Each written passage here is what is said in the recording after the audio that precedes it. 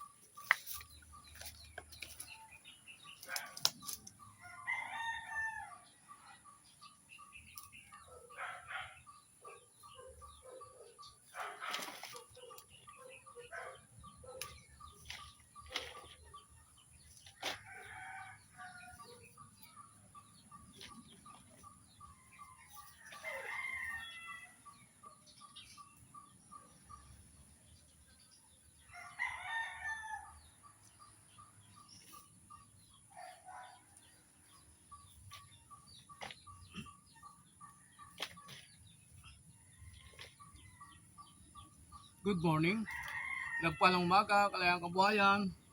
Please follow and share to my YouTube channel. Paki-like, subscribe. Huwag po kayo magsawa manood ng mga vlog ko. Supportahan niyo po ang vlog ko. Nandito po tayo. Kumuha tayo ng lupa para dito po sa ating paso na tatlo na yung dalawa nalagyan ko na. Tapos ito yung pinakauling paso na lalagyan natin ng lupa dahil kulang po yung lupa nito. Inutos sa atin ni Mrs. na lagyan ng lupa dahil napansin niya na kulang ng lupa. Kaya ito, nagkuha tayo ng lupa rito para madagdagan ng lupa ng halaman na to. Ayan. Marami pa tayong gagawin. Yung ating mga manok na lalaki dyan, hindi pa natin papakain. Pakainin pa natin.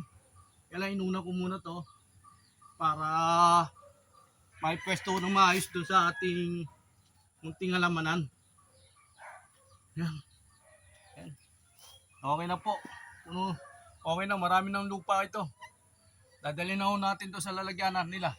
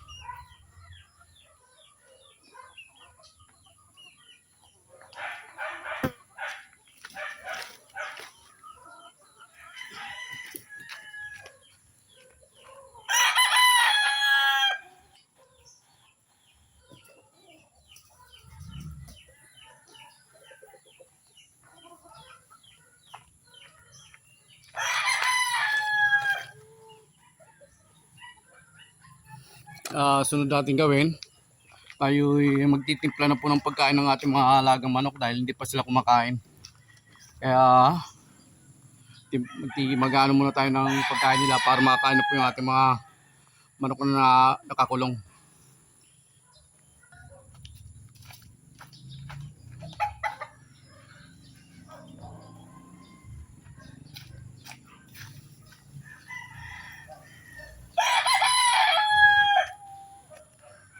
Ito, wala lang pong laman, oh. Wala na. Ito na lang, konti na lang ating pakainan.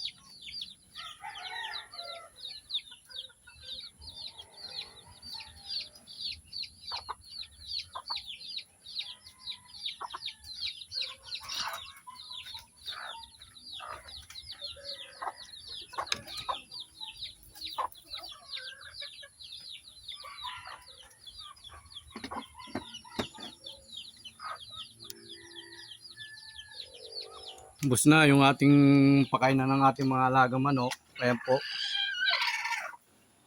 Wala na mga laman ang ating mga container. So, wala na. Pag may oras na makabiyahe tayo ibibili naman ng mga pagkain nila. Ano, wala na oh. Puro wala na naman. Ito, meron naman. Ito, pansisiw po ito, pansisiw. Oh. Kaya dapat makabiyahe para makabili tayo ng pagkain ng ating mga alagang manok. Oh.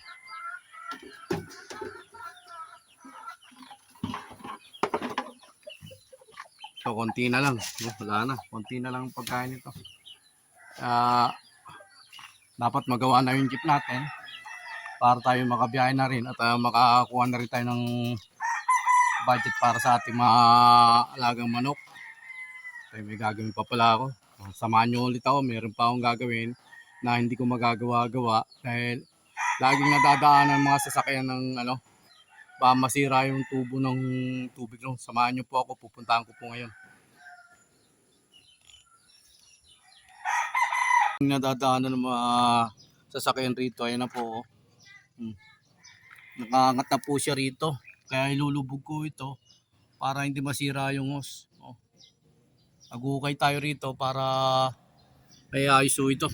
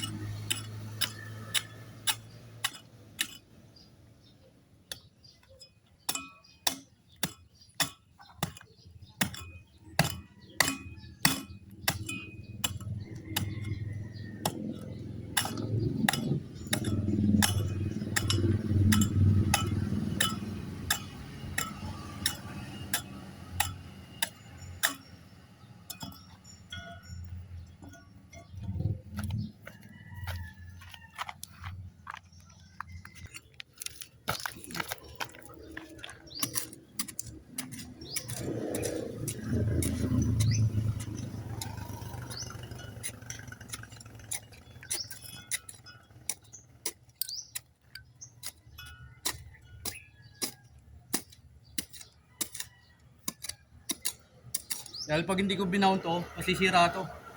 Dahil lagi silang dumadaan, wala naman silang pakundangan Kaya maganda baon para walang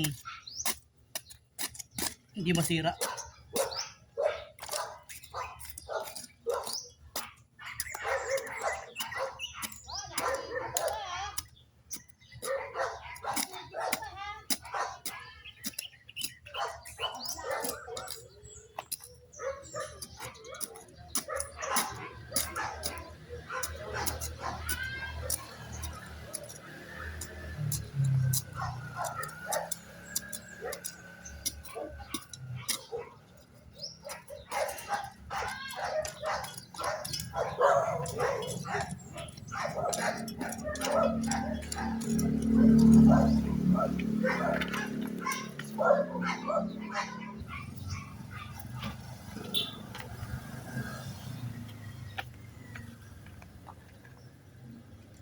Ikaw ito dahil pag-away ka, tragis ka tatayo ka pa may pag-away ka ron ha.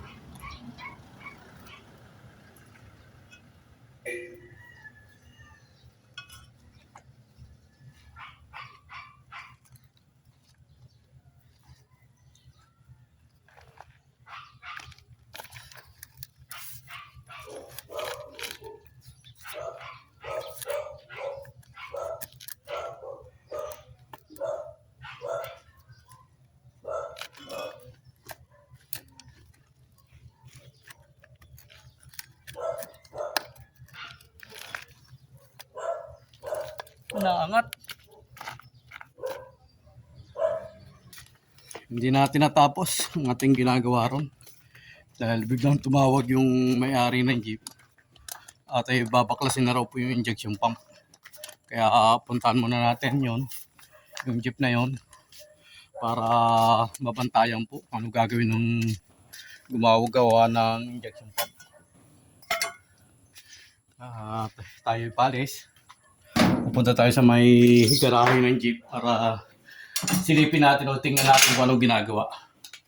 Please follow and share to my YouTube channel. Paki-like, subscribe. Go!